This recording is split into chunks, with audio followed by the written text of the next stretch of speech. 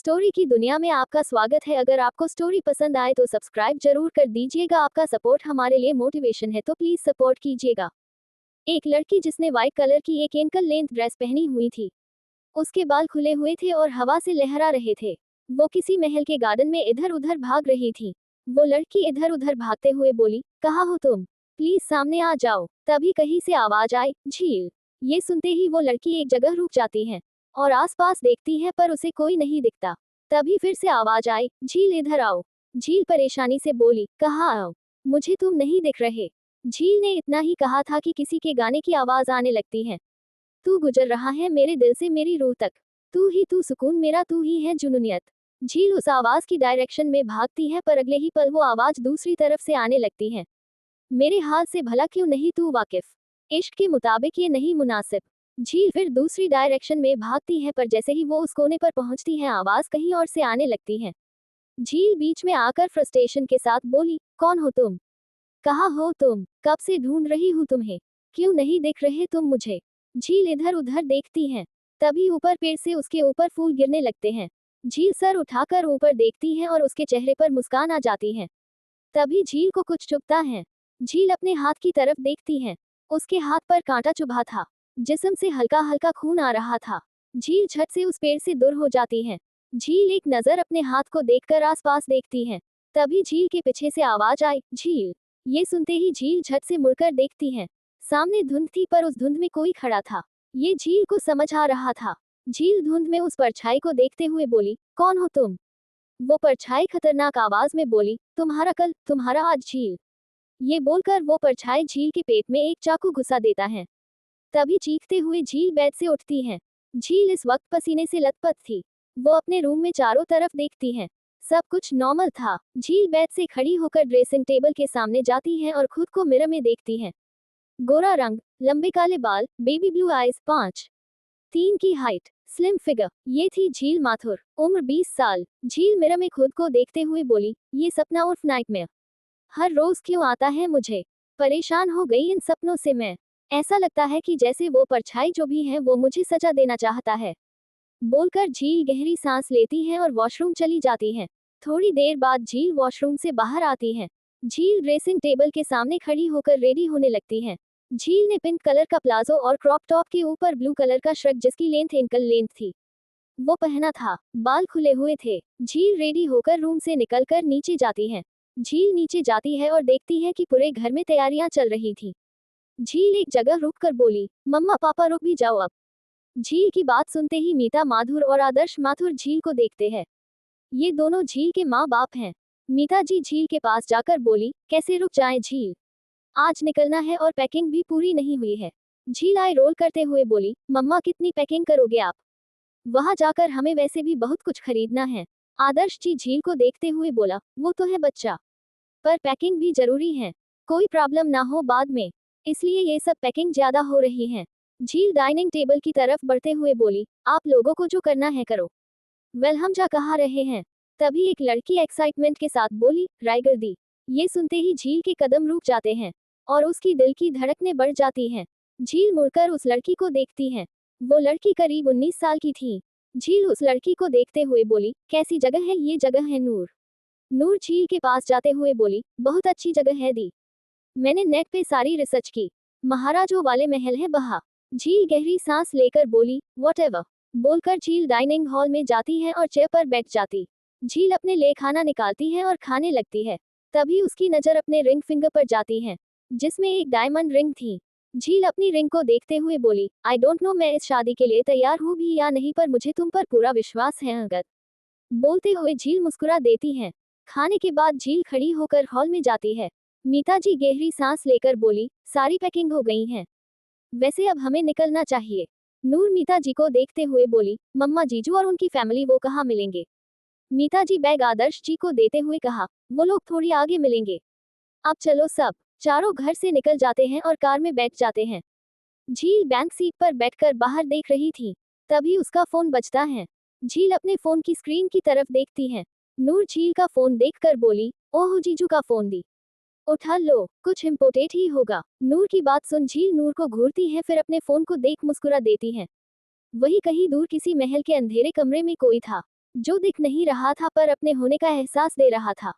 उसे अंधेरे कमरे में एक भयानक आवाज आई, यह मुस्कुराहट किसी और के लिए है जिसे मैं छीन लूंगा क्योंकि तुम्हें मुस्कुराने का हक नहीं है, और अगर वह हक मिल भी तो वजह सिर्फ मैं बनूंगा। ये बोलकर वह हंसने लगता है। उसकी आवाज बेहद खतरनाक थी, जो किसी की भी रूह तक को डराने के लिए काफी है। So guys, this is a first episode. बताना कैसा लगा कमेंट में। कार में झील अंगद का फोन उठाती है। झील ऑन कॉल। हेलो अंगद। दूसरी तरफ से अंगद मुस्कुराते हुए बोला, हेलो मेरी झल्ली, निकल गए तुम लोग। झील मुस्कुराते हुए, हम निकल गए हम लोग, बस थोड़ी देर में तुम्हारे पास पहुंचने वाले हैं। अंगद कार ड्राइव करते हुए बोला, ओ झल्ली, तुम पहुंचो, मैं भी आ रहा हूँ। झील चिढ़ते हुए, इट्स झील नॉट झल्ली अंगद। अंगद हंसते हुए, क्या फर्क पड़ता है, झील हो या डाली, है तो मेरी ही, बोलकर अंगद कॉल कट कर देता है। झील अपनी फोन की स्क्रीन को कुछ पल घूरती है, फिर नूर को देखती है जो बड़ी सी मुस्कान के साथ उसे देख रही थी। झील अपनी भौहें चढ़ाते हुए, ऐसे चुड़ैलों की तरह क्यों मुस्कुरा रही है। नूर मुस्कुराते हुए, बस मेरा मन हो रहा है झल्ली दी। ये सुनते ही झील नूर को घूरती है। नूर अभी भी मुस्कुराते हुए झील को देख रही थी। झील नूर को घूरते हुए, चंबल की चुड़ैल अपने गंदे दांत दिखाना बंद कर। झील की बात सुनते ही नूर मुस्कुराना बंद कर देती है। नूर मुंह बनाते हुए झील को देखती है तो झील कार से बाहर देखने लगती है। थोड़ी देर बाद आदर्श जी एक ढाबे पर कार रोकते हैं। चारों कार से उतरते हैं। झील की नजर दो कार्स पर जाती है और वो थोड़ी नर्वस हो जाती है। उन दोनों कार्स में से कुछ लोग उतरते हैं।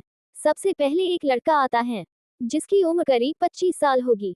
6 फीट हाइट, काले बाल और ब्राउन आइज। ये है अंगद शेरावत। अंगद के साथ उसका भाई विशाल था जो 23 साल का था, और कंचन शेरावत, मानव शेरावत। अंगद के माँ बाप थे। साथ में अंगद की बुआ कामिनी थी और उनकी बेटी आलिया। कंचन झील को गले लगाकर, कैसी हो झील। झील धीरे से, मैं ठीक हूँ आंटी, आप कैसी हैं। कंचन झील से अलग होकर, मैं भी बिल्कुल ठीक हूँ। वेल, अगर हम यहाँ पर रुके तो हमें देर हो जाएगी, सो थिंक हमें रायगढ़ के लिए निकलना चाहिए। मीता जी सर हिलाते हुए, राइट कंचन, सो जल्दी चलते हैं। कामिनी झील को देख अलग ही लहजे में, झील अपने होने वाले ससुराल वालों से मिल रही हो, एटलीस्ट उनके पैर तो छू सकती हो ना। कामिनी की बात सुन झील कामिनी को देखती है, फिर मुस्कुरा देती है। झील मुस्कुराते हुए, बुआ जी जिन्हें आप ससुराल वाले कह रही हैं वो मेरी फैमिली है। इन्होंने मुझे बड़े होते देखा है। इनके लिए मैं अनजान नहीं बल्कि इनकी जान हूँ। मैंने कुछ गलत कहा अंकल आंटी। बोलते हुए झील कंचन और मानव को देखती है।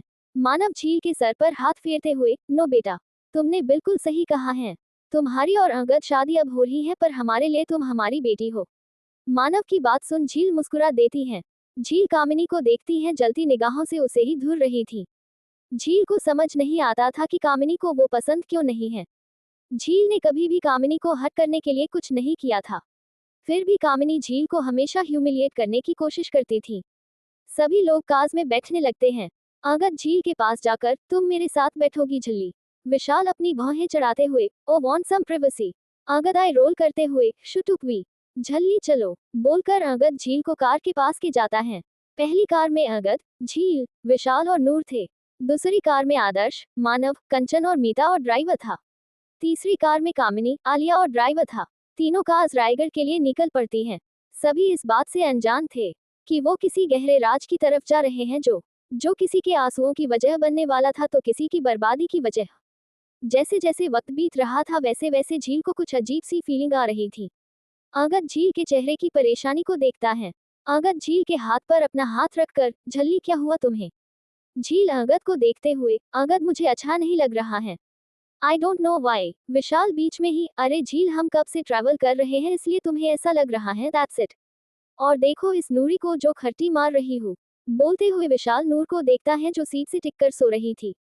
झील नूर को देख मुस्कुराते हुए, रायगढ़ जाने की एक्साइटमेंट में कल ढंग से सोई नहीं तो अब नींद तो आएगी ना, ये बोलकर चल सर हिला देती है अंगद झील के हाथ पर किस करके, हम और तुम ज्यादा मत सोचो झल्ली, एक बार हम पहुंच जाए तुम्हारी सारी उल्टी फीलिंग खत्म हो जाएगी। जय धीरे से, आई होप सो। थोड़ी देर बाद अचानक से कर रुकती है। नूर की आंख खुल जाती है और अंगद और झील विशाल की ओर देखते हैं। अंगद विशाल को देखते हुए, क्या हुआ भी। विशाल सेट खोलते हुए, भाई करके सामने एक औरत आ गई है, देखने से तो पागल लग रही है, लेट मी सी, बोलकर विशाल कार से उतर जाता है। झील से रहा नहीं जाता, वो भी कार से उतर जाती है। पीछे कार्स रुकती हैं और बाकी सब भी बाहर आते हैं। झील आगे जाकर, क्या हुआ। झील की आवाज सुन वो औरत झील को देखती है। झील को देखते ही वो औरत पागलों की तरह हंसने लगती है। उस औरत के हंसने से झील डर जाती है। वो औरत रुककर झील को घूरते हुए, तू आ गई पर तुझे नहीं आना था। जो दर्द दिया था आज वो दर्द वो वापस लेने आ गई तू। वो भी उसी नाम के साथ। इस बार वो तुझे नहीं जाने देगा। हर हिसाब होगा। दीवाने पागल होते हैं और उसकी दीवानगी सबसे बड़ा पागलपन है। तेरे ख्वाबों को सच होने में वक्त नहीं लगेगा। नहीं लगेगा वक्त, बोलकर वो औरत फिर से हंसने लगती है। झील को पहले उस औरत की बात समझ नहीं आ रही थी, पर ख्वाब वाली बात सुनते ही झील के शरीर में कर्ट सा दौड़ जाता है।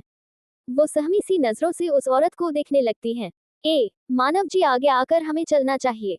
ये औरत पागल लगती है। जल्दी चलो, रात होने वाली है। मानव जी की बात सुन सभी लोग कार में बैठने लगते हैं। झील कार के पास पहुंचती है। तभी वो औरत चिल्लाते हुए, पागल। उसके पागलपन के आगे मेरा पागलपन कुछ नहीं है। कुछ भी नहीं है। झील उस औरत को इग्नोर करते हुए कार में बैठ जाती है। अगद एक नजर उस औरत को घूरता है, फिर झील के साथ बैठ जाता है। सारी कार्स आगे बढ़ जाती हैं। वो औरत आसमान की तरफ देख चिल्लाते हुए, देख ले तेरी दीवानगी रंग लाई। वो वापस आई हैं और तो और अपने कर्मों का हिसाब भी लाई हैं। इस बार वो भाग नहीं पाएगी, जाएगी बस तेरी बाहों में जाएगी। बोलकर वो औरत जाती हुई कार्स को देखती है, फिर कहीं चली जाती है। मिलते हैं नेक्स्ट पार्ट में भी।